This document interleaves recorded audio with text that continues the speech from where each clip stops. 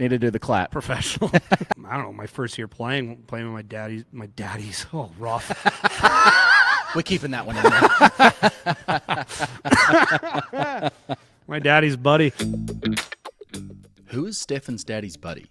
Did Keegan really screw up the Ryder Cup for Team USA? And what do we make of the potential schedule changes to the PGA Tour? All of that and more this week on episode 2 of Sandbagger Sessions. Get that. There we go. We get a little bit of Thousand Island sponsorship. Guinness. Sponsor us. Yeah, smash. I'm sure this is the level. Yeah, they're looking for. Exactly. All right, everybody. Welcome back.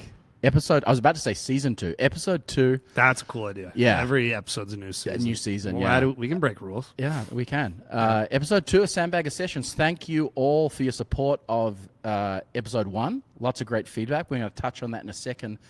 But you might notice here a little bit of a change of scenery, and we are filming at Celtic Golf Centre in Kingston today, proud sponsor of the pod, so shout out to Celtic. And we're in Kingston, but they are in Kingston, Carlton Place in Ottawa, and Kemptville as well. So if you're in Ontario and you know those places, check them out. If you're not in Ontario and you have no idea what we're talking about, we don't care. Too bad. Yeah. I mean, take 2 of episode 2. Take 2 of episode 2. And welcome back, by the way. Thank you for having me on your program. Yeah, I appreciate it. I mean, I didn't want to be there the first time, apparently. So let's get into that, because that was some of the feedback from week 1. Yeah. I mean, I don't know how many places I want to be ever, but I wanted to be there, and I want to be back. Even though it may not look like it. Yeah. This is just my personality. Get used to it, right? People don't. I don't know. Yeah, we are at Celtic, though. Happy to have everybody here. If there's some background noise, we got people walking around. We got people playing golf, so we apologize. But, yeah, we're having a good time. Having some beers. Fresh off a 7-over round, I think you are. Okay. That was a low blow. Cool. Yeah, I've been playing some back golf lately. Tough. Yeah. It's rough right now. Been helping other people, not myself. Yeah. Hey, we're gonna find it. We'll get back. Don't play. Yeah, I can't play. That's why I coach. I look at swings. I can't fix my own though. But yeah, no. We've got a great show lined up today. We do. But before we get into this week in golf, let's recap on last week's. We spoke about the ball rollback, and apparently you're an idiot. Yeah, 10% is a lot. Yeah, someone said. I said 10% isn't a big deal of losing your distance. I should have caveat that with if you go and play the tee up, right? If you're just playing the same tee, yeah, it's obviously going to be a lot tougher. And again, there's actually no pure breakdown yet of what this golf ball is even going to look like once they get there. Yeah. However, right, I'm not overly worried about it. Yeah, people see that and they're like, okay, now my 7-iron that goes 160 is now going 142 in the air. That is a big distance. It's a big deal. Yeah. I mean, it's just going to make the game more interesting. We're just going to see more shot shaping. You're going to have to. So I stand by the take. But you're an idiot. I get why people hate it. And shout out to our buddy Faz on the next point, because as you said, Faz is an extremely good golfer, basically a scratch golfer. He is a good golfer. Could not. Now I said that on the previous episode that we already filmed, and then we lost all the footage and the recording. So that's a caveat there. Yes, our buddy Faz had some feedback. But he said, because your whole point I think it was related to the rollback conversation about the old course. I use the old course as a traditional example of and we sustainability. And we touched on the fact that, the Open Championship, British Open, whatever you want to call it. Don't do that. Don't do that. There's no rule, but, it has to go back there. Yeah. And he said that was doing it for the sake of tradition was dumb, which was probably one of the harder takes. That is a hot take. My counter argument to that would be, imagine the Masters next year. They're like, we're doing it at Deer Run. Yeah. Right? Oh, yeah. It's still the Masters. We're still giving out a green jacket. Yeah. But we're doing it at Deer Run. Are people that people aren't gonna be excited. Deer Run's a dump. Yeah. So course matters. Great courses matter, when we're talking professional golf. The Australian Open's happening right now as we record this. Why is everyone excited? Well, they're going back to Royal Melbourne for the first time since 1991 or something like that. One of the best golf courses in the world. Apparently not according to Rory McIlroy, who said not even the best on the street. Now, the course down the road is awesome, but yeah, I mean, the point I was trying to make is I'm not a tradition for the sake of tradition, but when you're talking about something that is literally the home of golf and where all the greats have won, and I believe, I forget who the quote is, someone's going to absolutely eviscerate me for this, but basically like the best champions won an Open at St. Andrews. And I think that's why Rory was so devastated when he lost that one to Cam Smith. Yeah. Right? Well, as you say, tradition for the sake of tradition can be dumb, but I think this is an important tradition. Yeah, it's absolutely an important tradition to like lose that place that has so much history, and not just history because it, you know, let's say golf started there, whether you believe that or not, to lose that special of a place and those great walks up that 18th hole and all of that, and that final walk for the, like, I'm fully expecting in 2027 when they play the Open there again that Tiger's going to take his final walk over the Swilcan Bridge. Okay, so you don't think he's done his final one at St. Andrews? No, I think that one he knew, and I think that's why he's fighting so hard to get back. You're going to take that walk hopefully next October, and then when you watch that next Open, it's just going to be completely different for you, too. That was just a rip on Faz, by the way, because we have a podcast, Faz doesn't, and Faz isn't here to defend himself. So. Yeah, I mean, here's another thing with him. How many people do you know that play 100-plus rounds a year that if there was a lineup of random people and Scotty Scheffler was in that lineup, couldn't find Scotty Scheffler? Like, this guy knows, like, he knows no professional golfers outside of, like, he just doesn't watch. I find that crazy. I don't know. Do you think someone who is that good at golf and plays that much? He's an unbelievable golfer. But like, at some point he would have known, but I can't think of any other guy that I know that plays that golf sicko that knows nobody. I'm just thinking about the text we're going to get when he watches this. I think that was really all the feedback from last week. No, there was one more. There was one more that I need to get to. Do you want to take your? You introduced yourself on a video as the hack good vibes guy, just a chill guy out there, just chill. Do you want to take that one back? A mea culpa? You're not a hack. Eh? Well, no, I mean, I think, hey, like, I'm getting in front of camera for the first time, nervous about what to say. Okay. I wouldn't call myself a hack. I would call myself. I mean, look, I play 100 rounds of golf a year as well. I would hope I'm an above average golfer. So, and I would say you're a good vibes guy. I think. There's some expectation settings that we need to work on, and I think we need to look at some. Most people are 100% determined on result and happy with the result, and I think all you care about is the feel of the golf shot. Did I flush it? Did you flush it? Yeah. And I've seen you toe bang a shot that ends up at 12 feet, and the club goes flying into a bush. Literally. And then I've seen you flush one, and it comes out 30 feet short. And you're like, huh? Like, you're not even mad. You're just like, why? I don't get it. So so one day we're going to do a reel of, because it's funny, when we went to Ireland, I don't even think I've ever showed it. Every time I tried to take a video of Ireland when you were taking a swing, I had to stop doing it. Because after every swing, it was a bad swing. It would be like, fuck. So I might have other words we can't say. Yeah, I might have some, I mean, we just children turn it off, but I might do a little compilation. There's like at least I literally, I think it was the third day I just stopped. You are a good vibes guy. You're not a hack. I was intending to say you're the expert of the group, and I'm learning, but I'm not a hack. I'll take that one back. We're always learning. We're always learning. Yeah. Let's get into it. This week in golf, lots going on. As you mentioned, as we're filming this, Australian Open is going down. So looking forward to breaking that down next week. But this week, you put a great one down, and I'm really looking forward to this conversation. First of all, this guy's name, and then what happened. So let's get into it. This is a great topic. Yeah. So the DP World Tour has a feeder tour, kind of like the Korn Ferry Tour. It's called the Hotel Planner Tour. Cedric Gugler, I don't know. He's from Switzerland. He got suspended for 10 events. He's got his card for next season. And he got suspended for 10 events for basically improperly marking his golf ball. So an example of that would be you take your coin, you put it to the side of your golf ball. And if you do that, that's cool. You just got to make sure your ball goes back to the side. Or putting it in front and then putting your ball in front of that.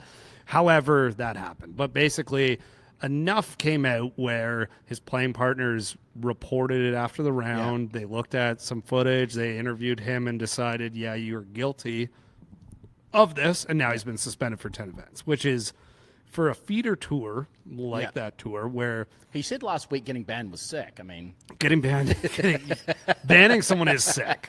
So big shout out to this tour. The Hotel Planet Tour. It might be my favorite tour now. Yeah, it's got to be because if I way to go out on a limb because the PGA Tour is not like this at all. Yeah, the PGA Tour, unless it is something egregious on the golf course, they usually hide a lot of stuff, right? Yeah. Dustin Johnson and his various suspensions that they claimed were injuries that were basically DJ whatever. But so what I was getting to, the biggest problem with this is now he's screwing like 10 events. Just somebody like, okay, he's lost 10 events, whatever. Yeah. He's out for 3 months. Well, and let's just quickly say, because for the people watching that don't know, these guys on, Korn Ferry, Hotel Planet Tour, all these things, they're not making millions of dollars either. They're grinding, right? They're grinding, especially over there. The DP World Tour is already it's a little less of a grind because your flights aren't nearly as long potentially, and you can get some cheaper flights around there, but they also go a lot of different places. So it isn't that much cheaper over there, and the purses over there aren't as big as obviously on the PGA Tour. But for a guy like that, where he's got his card locked up and he obviously wants a great season so he can move on to the DP World Tour, and he could be Brooks Koepka played on this tour back when it was called the Insert Here Tour, whatever it was, and then obviously made a career on the DP World Tour and got his card on the PGA Tour, yada, yada, yada. This guy's obviously trying to go through potentially that same stretch, and now he's lost half of his season. 10 events is huge. 10 events is huge. So basically he's got to come out after those 10 events and win basically immediately to keep his card. To keep his card on that tour. Now, if he gets a win, he's probably getting onto the DP World Tour more than likely. However, he's lost half the season. So, that he screwed himself in that sense. Basically for whatever percentage difference. Like negligible statistical advantage. On top of that, once a cheater, always a cheater, unfortunately, in golf. And it's a hard one to shake. And I was thinking about this on the way over today because I was, a while ago, I was working with a PGA professional. He's running a junior program. And one of the juniors in this program, they're all like really good juniors. So it was kind of like a feeder program to help them get ready for tournaments and prepare and course management while also working on some swing stuff and yada, yada, yada. But one of the kids in this program allegedly may have did some cheating. Didn't get caught per se, but in these junior events, this stuff does happen. There's a lot of life lessons in there, right? And I remember this professional. I'm not going to name their name. If they're listening, they'll know it's them. And I really liked how he approached it. Is he said, "I remember when I was your age that I played with a guy, this good player, that cheated in an event when he was 15 years old, and that never. And he didn't say what he did. Never left his." Everyone thought about his personal brand. Yeah, for the rest of the time. This guy's still a good player and still plays in his club championships. But now, even 20, it might have been longer than that. It might have been 25 years later, 35 years later, right? People are still looking because it's like, he did it as 15. Should you still be doing that? Probably not, but it's unfortunate. That's how it is. Like Patrick Reed's a great example, right? Like he's done some shady stuff. That's the thing with golf is these things are it's such a tight group. Integrity of the game, we've spoken about tradition, but integrity of the game is huge, Huge. And like it's the only game you police yourself. Yeah, that's right. And if you talk about this rules infraction for a second, first of all, it's inexcusable. Yeah. Like you're a professional, and for these playing partners for both of them to what seemed like unanimously bring it up after the fact, in my mind, where there's smoke, there's fire, and there's just. We'll say this lots of times in this podcast. There's three sides to every story, and we're telling one side. But to me, it's just black and white. That is inexcusable. I think it's absolutely justified, and it needs to happen more. And also, the professional golf tours, the golfers, the people, I'll say out there, regardless of the tour, you have to be the most selfish person out there on those things. Because it's just you, your caddy, even that, your caddy, when we talk about selfishness, like caddies get cut. Like that, right? Yeah. So for where I'm getting there with that is that most of these players aren't even really paying attention too much to what other people are doing. Yeah. So for that to even happen, for them to notice. Exactly. For them to notice tells me a couple things. One, it had to been so egregious that they picked up on it, because unless you know, like I have a buddy that does that all the time with marking his ball, and like we'll chirp him. Like if we're playing for money, I'll chirp him like, hey, put Marks that in front, and then puts the ball in front. Yeah, every time. And he's using like a dinner plate to mark his ball out there, right? But like, so either one, it had to be so egregious during that round that they're like, whoa, what's going on here? Usually, in my experience, and it hasn't been a lot of experience, caddying in these events, but something so little as, hey, like you might be a little in front of the tee block, they'll talk about it first, right? And then if it happened again, well, then they might call them out on it, and that's really protecting the field. But what it also probably tells me is that these guys, it's a traveling high school, and they all bicker, and they're sitting around, and it's, there's a lot of cliques out there, and I'm sure prior to going out, someone said something, hey, watch out for such and such, look out for this, right? And that it's not just a one-off. There's no way it's just a one-off, and that's it's not a coincidence. And again, seems like it didn't happen once. It happened the whole way through this. No, once they wouldn't have done anything. They would have been like, hey, just a heads up, I saw that. But if it's happening a couple times, then it's a problem. And it does remind me, I was listening to this podcast recently, and this former PGA Tour player, he was telling this story. But basically, talking about the Corn Ferry Tour back in the day and the policing of themselves out there. And basically, there's a couple guys that were just absolute dickheads. Yeah. And every week when you get to a tour event, your locker's full of your golf balls, your glove. I guess this one guy had pissed off this other guy so much that he came up with a plan where he was going to empty out the guy's sleeves of golf balls, and he took a dump in the box of his Pro V1s, and then he put it back in the guy's locker. And then the guy's out on the range just freaking out. Who did this? Who did that? Yada yada yada. But that's an extreme. Oh yeah, I mean that's. There's other ways, but it does happen. It's a lot of policing themselves out there, while why they're doing it is they're protecting the field. So. I think the problem with this guy now is he potentially screwed his career, because if he loses his card now, he's going back to Q school. That's super expensive. But now every time he tees that ball up, people are going to be watching. Yeah. Just one thing really quickly, not to change the topic, but you mentioned, just for the people watching, you can, because when I play golf, I always assumed, I'm like, okay, I've got a coin, whatever it is. I mark it behind the ball, and then when I put my ball back down, the ball goes back in front. But you're saying you can mark it whichever side you want. Yeah. It's just when it goes back down, it's got to be on the same side. Be on the same side. Yeah, oh, interesting. Okay. Yeah. So instead of, you say you see you're right in front of someone's line, right? Yeah. You could just mark your thing to the side. Right. It's the same thing. It's just as like. Oh, right. Like with the putter head. Yeah, with the putter heads. It's the exact same thing. You just got to put it back in the same spot. Yeah. Interesting. I've never seen anybody do it consistently. Yeah. But that's something like everybody knows. I remember, I don't know, my first year playing with my daddy's, oh, rough. We're keeping that one in there. My daddy's buddy, and that's worse. Yeah. And I remember I didn't know. I think I just marked the ball in front and whatever. Yeah. He's like, oh, he told me, he's like, no, you got to mark it behind, because I probably did that same thing, mark in front and put it ball in front, like not thinking anything of it. Yeah. And every time, it's like that echoes into your ears forever. So this isn't like. It's kind of like the Paige Sporanic thing of like, I didn't know I could. I didn't know. Yeah, like, I mean. So, you're a professional. And I don't think he argued that at all, but. No, he said he accepted it. So. Yeah, so at the end of the day. Gugler, I mean, seems like a good dude. I mean, don't know him from a bar of soap, but unfortunately, I can't disagree with this whole thing. Like, but yeah, I'm reading now, he's basically out for 5 months. Yeah, that's tough. He can play technically on other tours. Right. He's only suspended from that tour.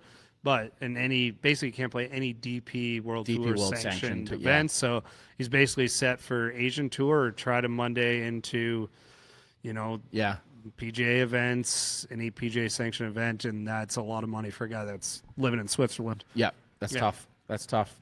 All right, let's move on. The other thing which came out this week, which I was very invested in, because this is another one that I have got some strong feelings about. But No Laying Up, shout out to the guys from No Laying Up, put out some great content. They interviewed Justin Thomas this week, and there were some comments in their episode around the Ryder Cup, and how obviously, if you don't know, home Ryder Cup, the captain for that team basically gets to set up the course how they want to. So I think a lot of people misunderstand that fully, but up until a certain point, then the PGA Steps in.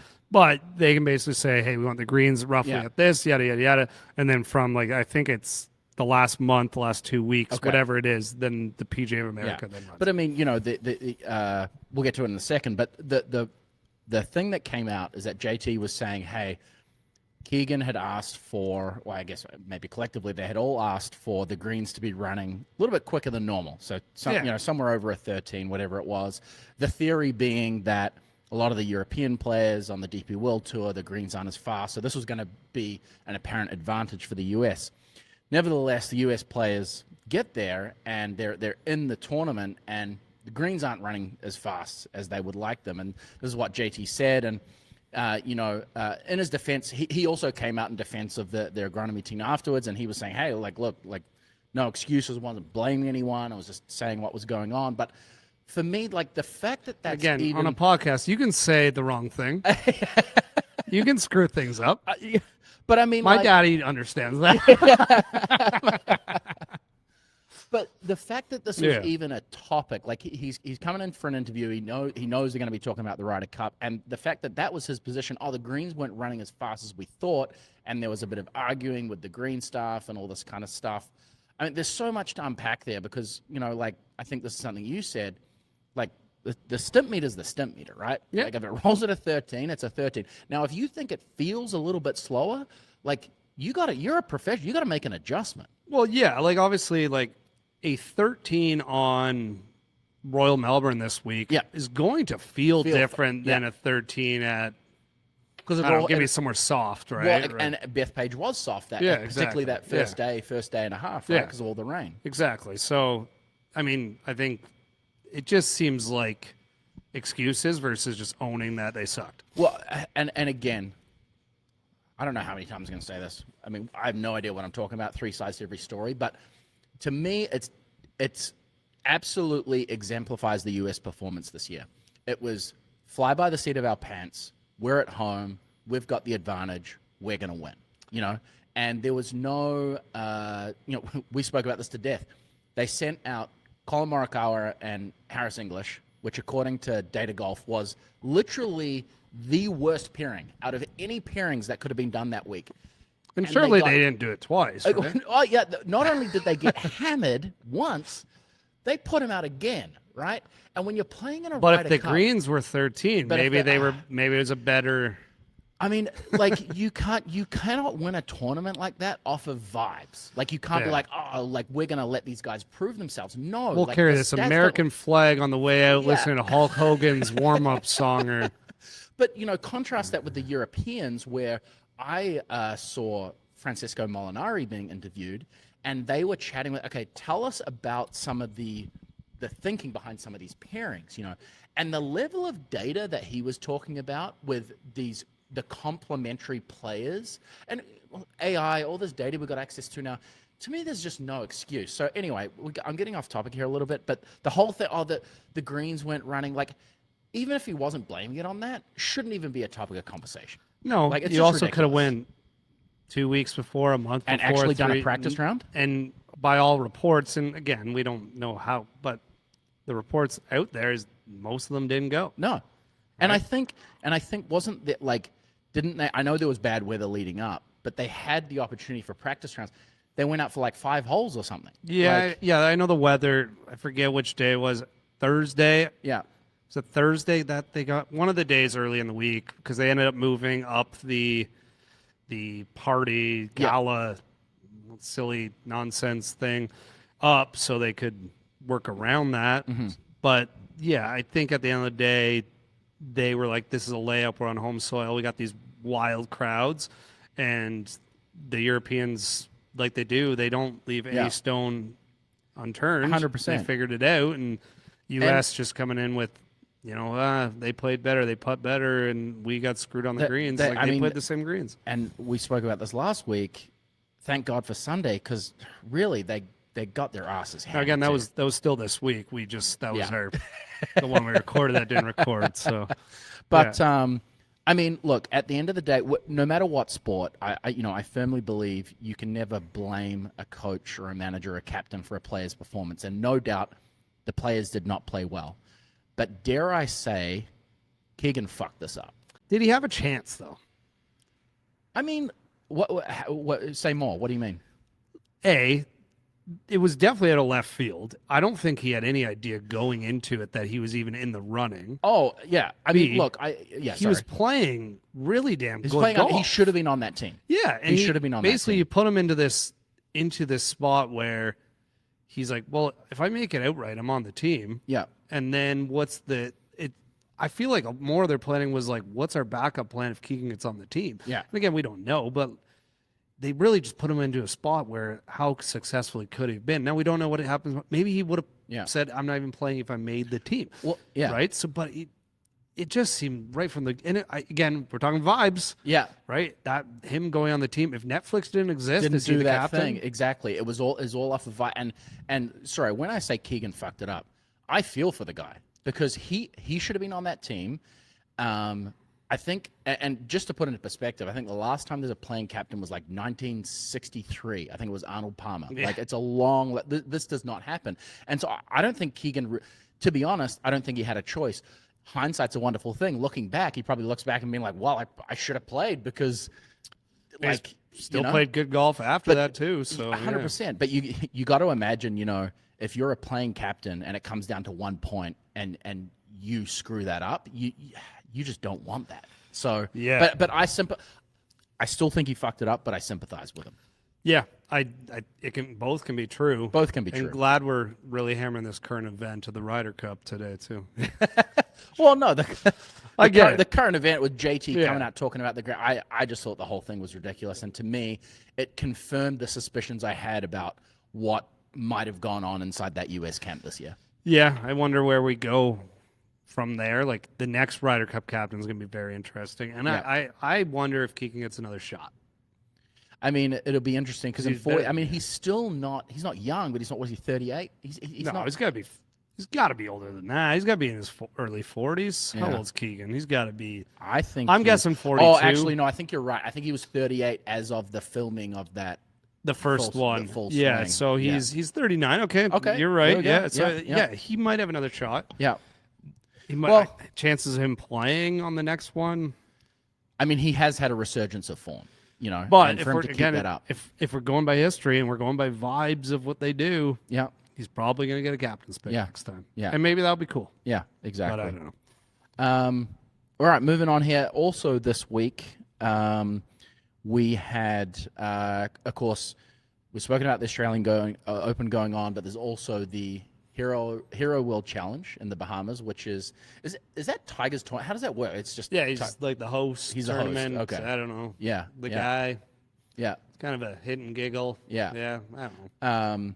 But he was being interviewed this week because, of course, PGA Tour new CEO and Brian Rollap, who's a ex-NFL guy. So lots of talk this week, and Tiger sat down to talk about it, about a potentially heavily reduced PGA Tour schedule.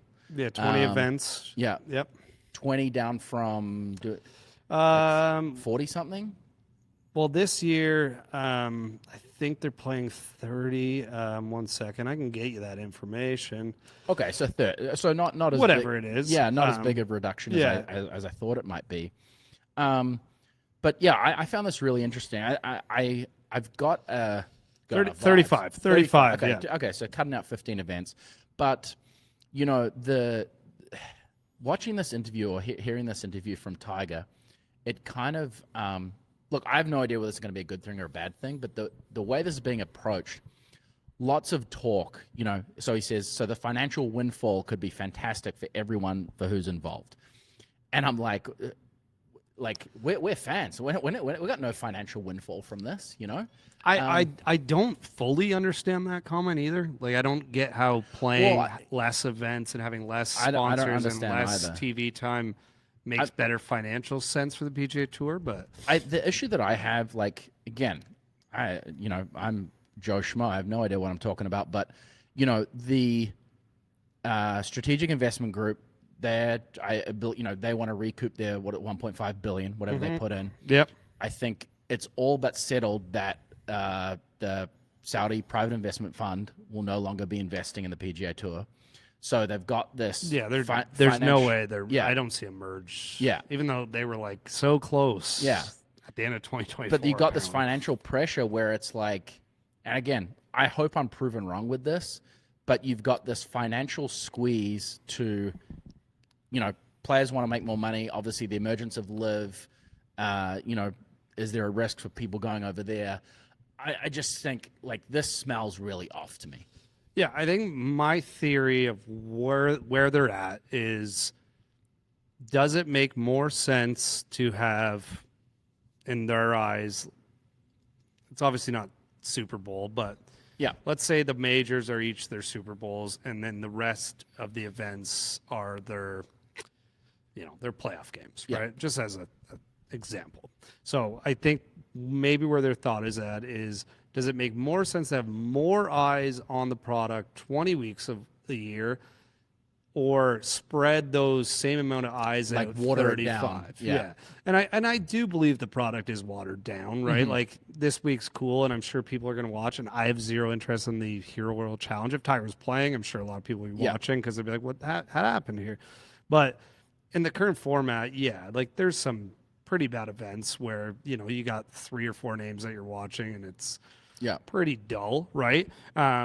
And maybe that's the theory, is that if we have 20 events and we force players to play a minimum of 15 events a year, and 9 of those being signatures, so now we've basically, those are going to be huge, and now we have the 4 majors on top of that. So I don't know if the 4 majors are included in that 20. I would imagine not. Surely so not. let's call it 24 weeks of the year that we're getting a lot better of a product. Which is still half of the year, right? Yeah, I think where this could get interesting is how they change the product. So right now, a Thursday, Friday on the PGA Tour schedule of any week of the year is, you're watching featured groups. It's more like, oh, let's put up the guys people want to see, put them up. Oh, Jordan Spieth +3, the cuts at +1. Who cares? Jordan Spieth's on TV. Cool. Well, now if we change that product, because now it's 20 weeks and we've already narrowed down how many cards carry over every single year, Thursday, Friday's product could be really damn interesting, because you could have guys like a Joel Damon, who everyone knows from the Netflix, who had just an absolute terrible year last year, right? I think he has some status next year. I doubt he has full he's status. outside of I think he was 127 this year, and it's no longer 125, right? It's down to, so you're right. He'll some still sort have of some status, but like, let's say he had his card, for example, and now he starts the year with 3 missed cuts and a couple T49s. Yeah. Gets inside the T50. Well, now when we get to event 6, 7, and he's on the cut line on Thursday, that would be really good TV. Yeah. Right. But the thing is, what has the PGA Tour ever done to show you that they're going to change the product on the TV to what's actually interesting, versus changing the product to what they do now, which is, who do people want to see? Right. And to be honest with you, I don't really care to see Scotty Thursday, Friday, because I know he's going to be there Sunday. Yeah. Show me him then. Show me the better. So I think if they change the way they deliver the product Thursday, Friday, it could be super interesting. Yeah. And if it actually creates the best players on that tour together, those 20 events, that could also be interesting. Yeah. But if I'm a player out there, that's, they call them the mules, basically, right? That's tough, right? There's a lot of great storylines. Like, there's some great events where so-and-so wins the Puerto Rico Open. I was just thinking this year, Mexico Open this year. Yeah. You got Aldrich Potgieter, Yep. young South African guy, 20-year-old. If you haven't seen him, just huge guy. Actually, the longest driver on the PGA Tour. Bombs, yeah. Like averages 190 miles an hour, like something crazy. Gunning for his first PGA Tour win. And then you got Brian Campbell, who's arguably like just the polar opposite in every way possible.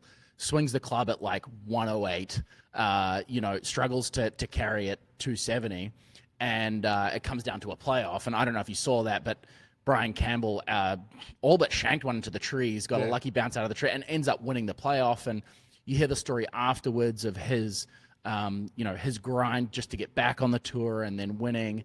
And like that was, I mean, I think the only names that I really knew that week were Jake Knapp, because he was in the running. Yep. I knew of Aldrich Potgieter because of his, this kind of bursting onto the scene, massive swing speed, big South African boy. But Brian Campbell, never heard of him, and so I really enjoyed watching that on Sunday. And it feels.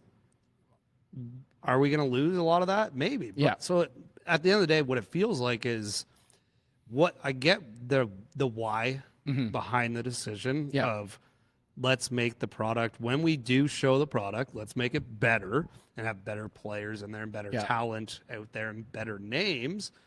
But who are we servicing as a fan? Are we servicing your diehard fan, or are we servicing the more casual fan and trying to make them a more diehard fan for 20 weeks of the year? Yeah, fair enough. So it's.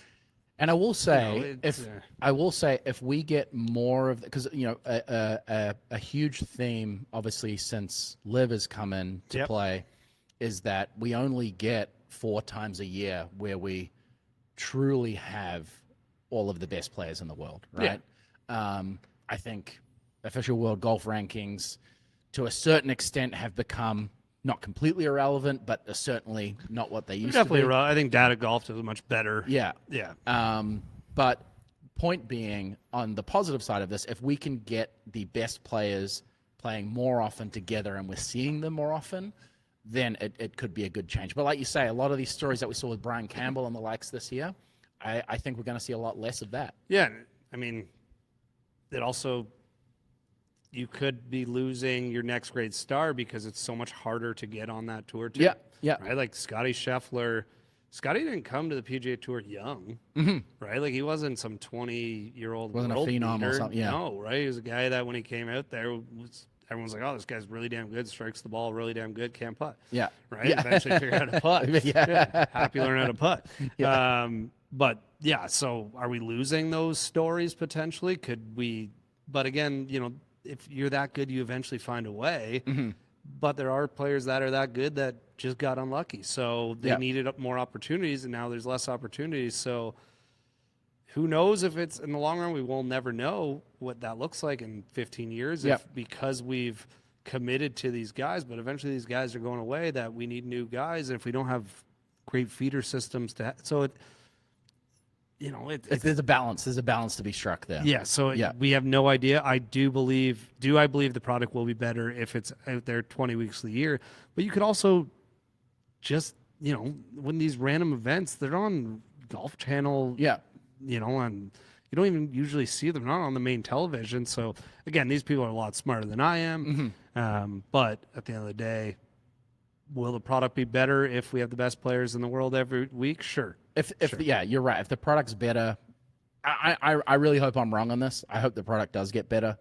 I think I'm coming from I think over the years I have evolved. I wouldn't call myself a diehard fan, but I have evolved into, I'm almost equally as interested to watch the guy grind to keep his card as I am to see Scotty try and win the Grand Slam next year. Oh, absolutely. I mean, when I look at like the schedule for this year, and I'm looking at the 20 events, let's break it down. Like if we took this year's schedule and we tried to pick 20 events, I'm just going to go through the events really quickly. And you just say, like, does it even give you any buzz, right? And then it'll kind of see where maybe they're at. So like the Sony Open in Hawaii, any buzz for you?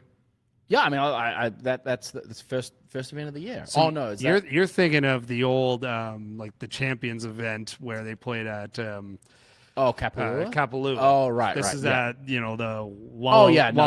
doesn't really do it. Right. Yeah, so American Express, that's at the Pete Ty Stadium course. Yeah. Sure. It's fine. Yeah. Farmers Insurance Open at Torrey Pines. Like, so for you, you'd say, sure, we keep the American Express. I'm good. See you later. Don't care. The Torrey Pines one, I'm good with that. Yeah. It's a good one that you can see every year. I think it's the biggest waste of a great property on earth, but we're not getting into that. Okay, yeah, we can get into that. Yeah. Phoenix Open, I think, is a great one. We agree with that. Like, this stretch is good. You got Phoenix Open, you got the Pebble Beach Pro-Am. Hate that it's Pro-Am. Probably my least favorite event on the tour. I went on about that. Like, I do not need to see Bill Murray in a bunker yucking it up more. But still a great event. Riviera at the Genesis, that's great. The Cognizant Classic last year played at the PGA National. Joe Highsmith won. Wasn't that where Jake Knapp shot 59 as well? I think it was. Yeah, which was insane because that course is so difficult. But they were saying it was playing, but it wasn't playing like it normally did last year. But for me, that's a no. So right now we're at 4 events that we're like, you got to keep. Yeah. Arnold's tournament's never going away, so we're at 5. Puerto Rico Open, see you later. Shout out Martin Trainer. The players we're obviously going to keep. Great event. The Valspar, Innisbrook. I'd be fine keeping that. I think it's a good event, right? So what are we at? 7, let's say? Yeah. We're running at like keeping 60% or 70%. So which roughly lines up with if they're keeping 20 out of 35. You got the Texas Houston Open, no one cares. Valero Texas Open, shout out to Corey Connors, but no one cares. Sorry, Corey. Yeah. Corey, I care about you. I don't care about that event. Obviously, we got the Masters. RBC Heritage is awesome at Harbor Town. Yeah. The Zurich, the team event. That's one. Here's the thing, though. Now you do the team event with the best in the world because it's one of the 20. Sure. Now it's interesting. Yeah. Right, sure. but now you got Andrew Novak and Ben Griffin, and at the time Ben Griffin was a nobody, but like both of those guys played very well this year. Yeah, and it was exciting, but think about the year before. Yeah. What was exciting? Because it was Rory McIlroy and Shane Lowry versus Martin Trainer and whoever else in there. If you want to talk about hit and giggles, like that to me is like but you can even tell the vibes. The guy and good on them. They're having a good time, but it doesn't have the level of intensity. Yes, but sure. So let's say they keep it if the best are going, but if they ditch, but they're probably going to ditch it. So cool. Yeah. See you later. Apparently, so they're going back to Doral this year, which is a first in a long time. Doral's awesome. Didn't Liv play there last year? They did, yeah. And now, they're going back to the President's course down there at Trump National Doral. So that might be interesting. Some people like it, some people don't. Yeah. We don't know. So should we talk about Trump for a bit? Yeah, that'd be really good. They obviously going back to Quail. They go back every year. Cool. The Myrtle Beach Classic, see you later. Shout out Ryan Fox. Right. The CJ Cup, the Brian Nelson. Now that's a big one. It is a big one. Yeah. It's at I'm not a fan of Craig Ranch. I think it's not a great golf course. So they're probably going to keep it. Yeah. It's still named after Byron Nelson. The Charles Schwab's. I could keep going, but you could go through here and you could easily cut a bunch that just really don't matter. I guess to your point, that's what they've done, right? Yeah, but what they're doing is they're doing it for it feels like what they're doing for the casual fan. So I see what they're doing. I just wanted to go through it myself and be like, oh, I can see where you're cutting, where you're not. Yeah. And again, then you're moving your season. Now you can give these guys better off season. But now we just beat this horse to a pulp. Fair enough.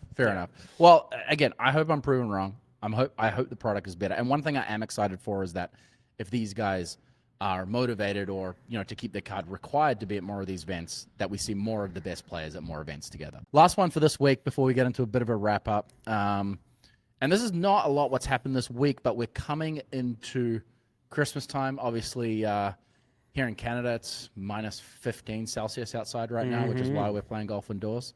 But coming up to Christmas, it's the second season of TGL. Yep, starts December 28th. December 28th. And so, I wanted to touch on that for a second. Actually, I'm going to let you go first on this one because, sure, as we discussed last week, you're what was the word you used? You're not traditional. I can't remember what the word you used. I really fucked that up. I don't remember either. I'm not traditional for being for just being traditional, but I think traditions matter for sure. But obviously last year, this brand new concept. Yeah. And what do you think about TGI? Are you looking forward to second season? Throw it away, give or take it, don't really care. It's one of those ones where like I'm not like excited to watch, but if it's on TV, I'm throwing it on. And there was a lot of intrigue in there. Yeah, for sure. For me, I watched it. I didn't. To be honest with you, I didn't know when it was on. It was one of those ones where it's like, oh, it's 7:00. Oh, yeah. GGL's on. Cool. Let's throw it on. I think it was the first year, just like, our first couple episodes are going to be rough. That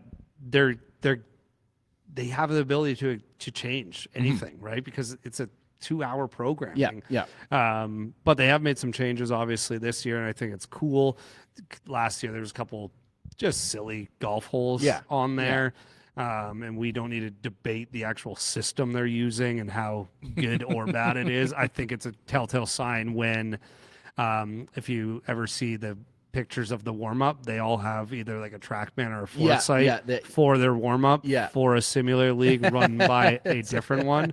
It's kind of a red flag to me, which is why sometimes they're hitting balls and they clearly in their contracts they can't say like, I don't know about that one, but you can see the looks of like, Look, I mean, I think at the end of the day, it's, a lot of purists, I would say, just absolutely ripping it to shreds last year. But, to me, golf is evolving. And I think this is one way in which the game is evolving. And like you say, am I tuning into that? Do I have the same level of anticipation as I do for a major or for the FedEx Cup? No, I don't. But the fact that, we do our men's league here at Celtic on Thursday evenings and there's a match on at 7:30 and it lines up perfectly. It's like having a hockey game on or a basketball game on. And I just thought the concept was really neat the way that they did it. You hit, your long shots and you're hitting off real turf into a big screen, but then you get inside, I think 90 yards or whatever it is, you're actually hitting onto a green. The whole stadium concept. Like you said, cool. They'll make changes. I thought it was cool. I'm looking forward to it. I think the whole team concept is absolutely rubbish. Yeah, that needs work for sure. I mean, I don't know how you change it, but okay. So my thing is, it's not the team concept itself, but it's the Boston Comet, and the LA whatever it is. I'm like, none of these guys are from these cities. None of these guys live in these cities. Like, if you're a basketball player and you get signed to go play for Boston Celtics, you go to Boston, you live in Boston, you play your game, half your games you represent that city, and sure, you may not be from there, but you are now representing that team and representing that city. Yeah, none of these guys, they're not representing. Yeah, but that goes back to being such a selfish game forever that you want to put a jersey on. Sure, it is silly. But that part's silly. I think it would be way better if they had.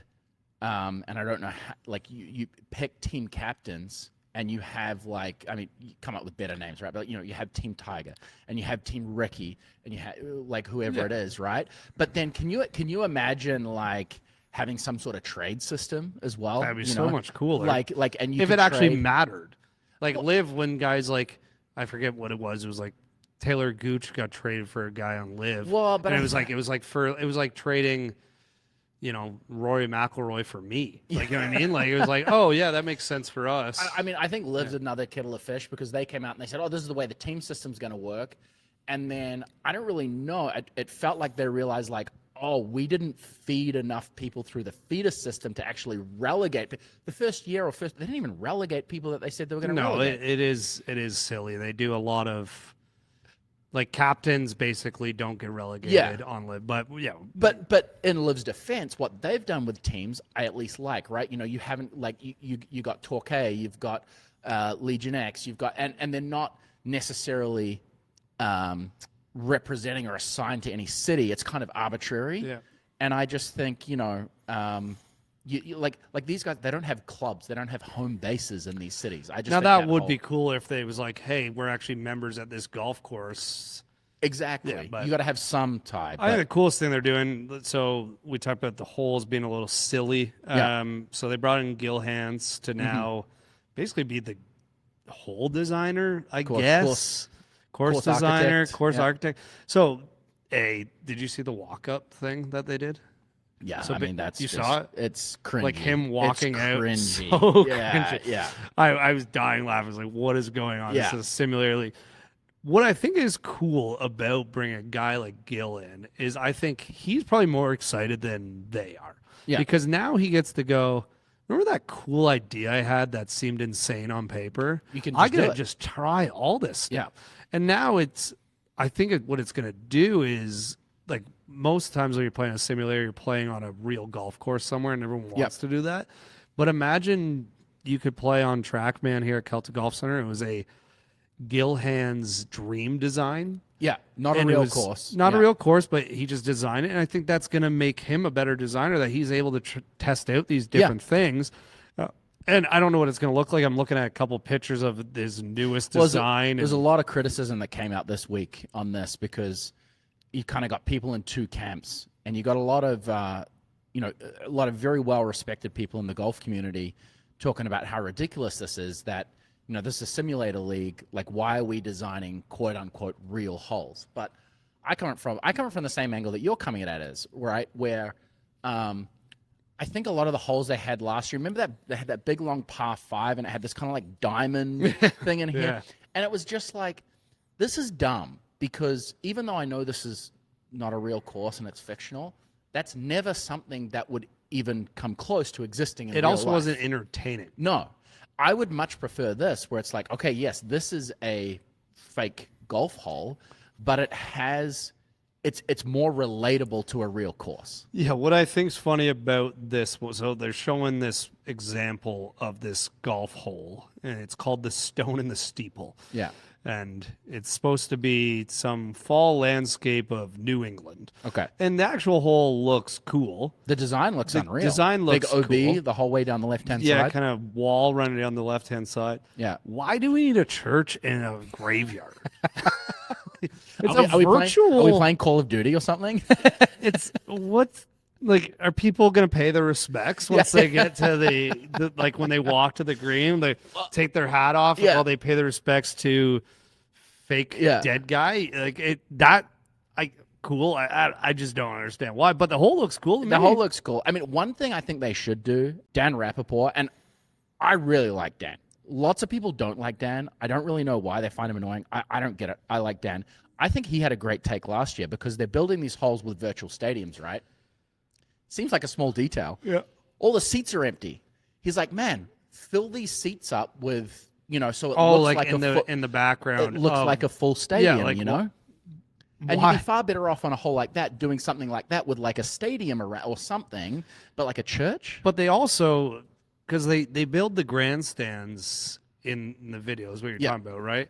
And the reason they do that for basically every hole is because if the ball goes long, they want it to hit something, because so they can only chip it from there. Yeah. If I'm not mistaken, that green does a 360, doesn't it? It goes lots of. They have, I think, 8 or 12 different pin positions, and it rotates. And I think this year they've changed the green as well. They've redesigned the bunkers. Yeah. But yes, it does. It So swivels. It rotates and swivels.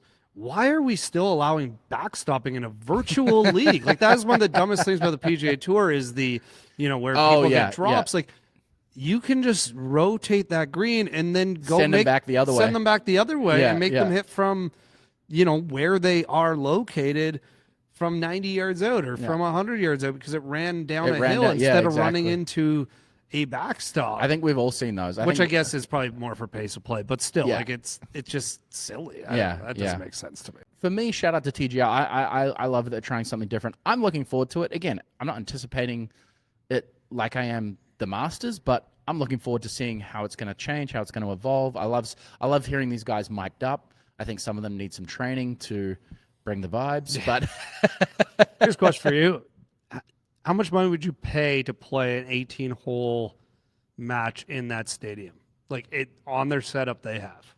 Like, am I playing a match with one of them, or we're just no? we Just get like to go we on a get to trip? go. We're there. We get to go play it. We play 18 holes of those Oh, holes. not much.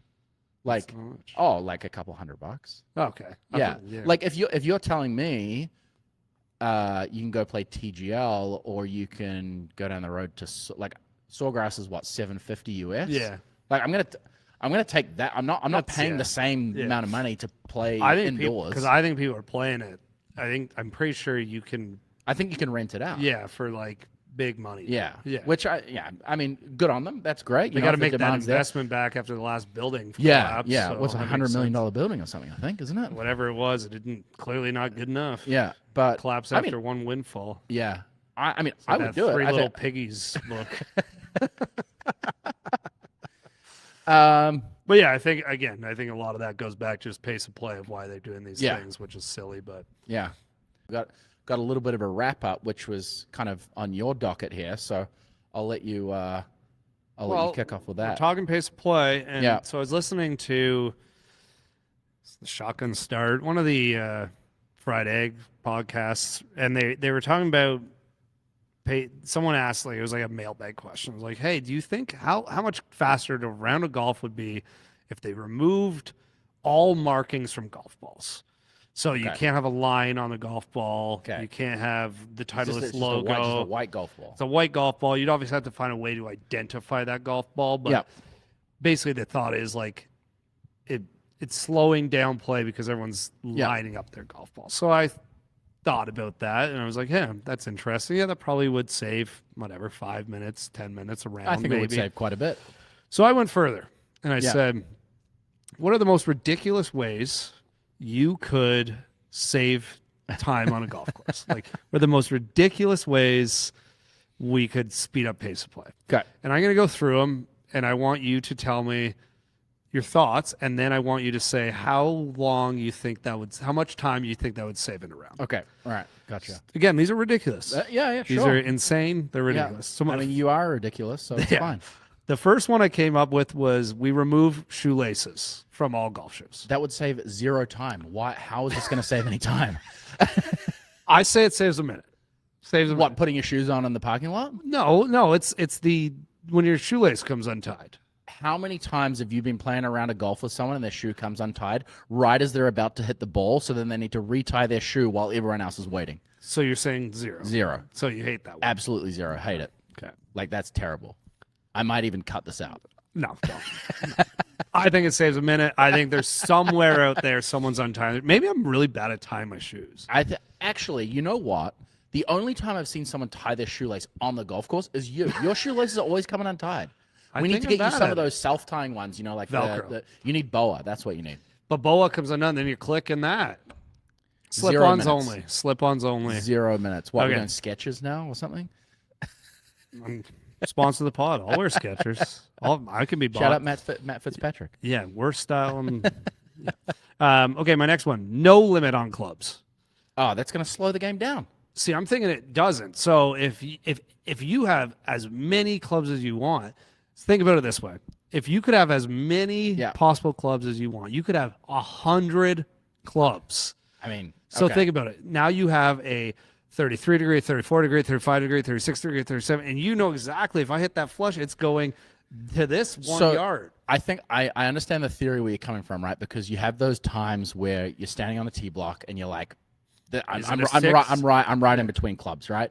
So then your thought process is, okay, where is the pin? Yeah. Am I better to be long or am I better to be short of the pin? And then you kind of go through that. So I think, And now you have your 34 degree or your 35. Sure.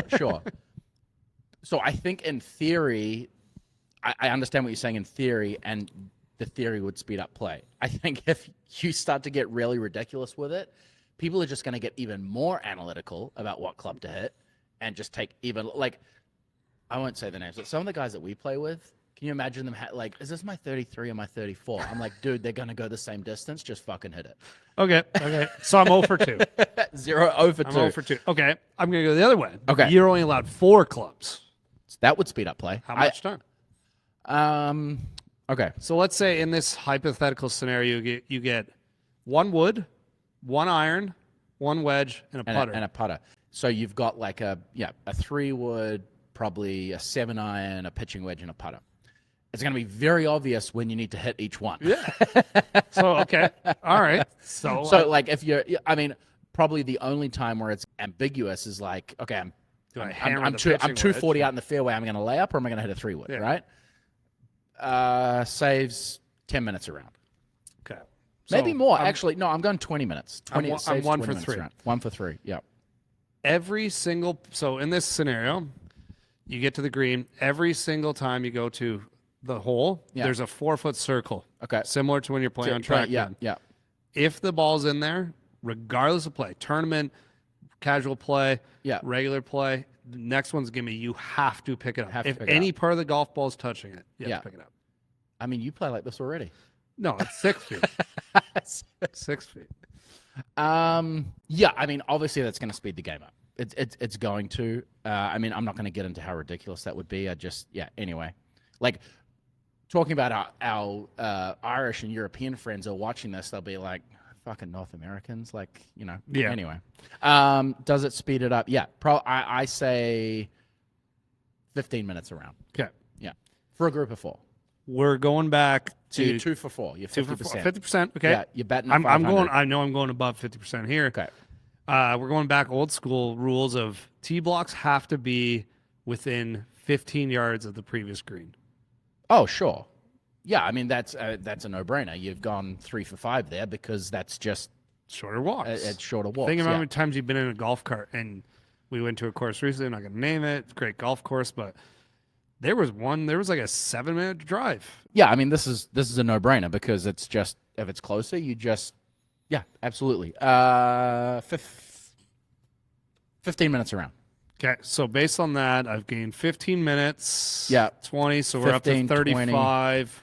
Wasn't there another Shoelaces is 15? 1, that's 36. 36, okay.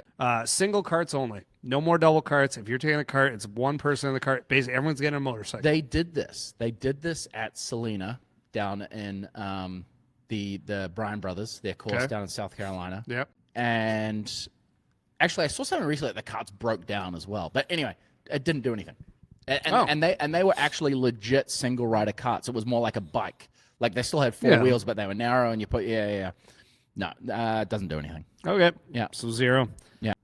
There's no stopping for drinks ever or food or anything. You either have to pre-buy them all before, or when you get to the 8th hole, you basically an app, something pops up on your phone, order and pick it up on the way. and it's basically it's prepaid, and you walk through. So are we talking about, because obviously you get to the turn at most courses, you go in, and you grab a snack, That's always grab a a drink. 10-minute thing, I mean, that's 10 minutes there, right? So there's literally nothing out on the course, and you cannot stop at the turn. No, there's water on the course at every hole if you need water. Stopping people, like you're not allowed to stop at the turn, 10 minutes.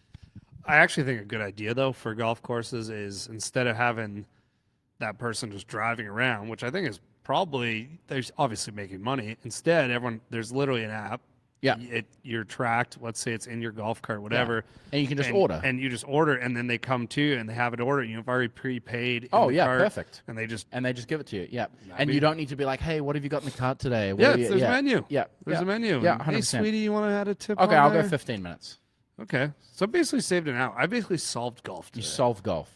But I think we need to put this out to the people. I want to know. We're going to break down next week. Early on, we're going to go through other people's ideas of the most ridiculous ways we can speed up golf, and then we'll do it again. We'll take some from the fans. Yeah, that's what I mean. Yeah. That's what I want to reach All out. right, You so- come up with the most ridiculous ways that we can speed up the game, and I'm open to them all. Sounds good. Okay. My beer's done. I mean, here, so. you've already saved an hour. By next week, we might be down to half-hour rounds of golf. Yeah. Oh, man, like every hole's 5 yards. I think by next week we are just playing mini putt. Yeah. Augusta turns into a little mini putt I've created mini putt. Yeah, I just recreated mini putt here without shoelaces.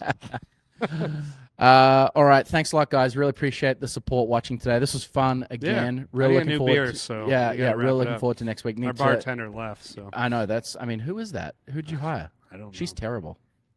Horrific. Got me doing all these TikTok dances. Yeah. Oh, yeah, that's right as well. You got to look up Stefan on social media now. Big social media star. I mean, I'm actually feeling quite privileged to be in your presence. Yeah, I'm gonna have to start charging you for having me on your program. Yeah. The money just ticks over when I go. Yeah. Okay, so All just like comes in right to me. Yeah. All right. But guys, thanks very much again. Third episode we'll be filming next week, and remember, Follow us on social. Subscribe to us on YouTube. I say next week we give away the box of balls. We'll give away a box. We'll pick a lucky winner next week. We'll give away a box of balls. And you said we have to hit 100. What's that? 100 subscribers on YouTube or something. Yeah, but I mean we're at 20, so I don't know. It might Maybe a year. Might be a year.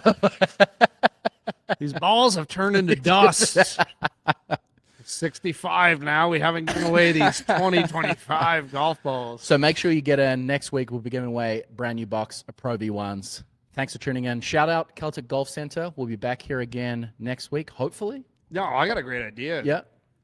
We're gonna do an episode where we play golf while we're mic'd up. While we're mic'd up. Yeah, yeah. We talk while we're playing. Yeah, I love it. I love it. I mean, that's going to be horrible listening, but I'll have a good time. Let's do it next week. All right, thanks, guys. We'll see you next week. Cheers. Do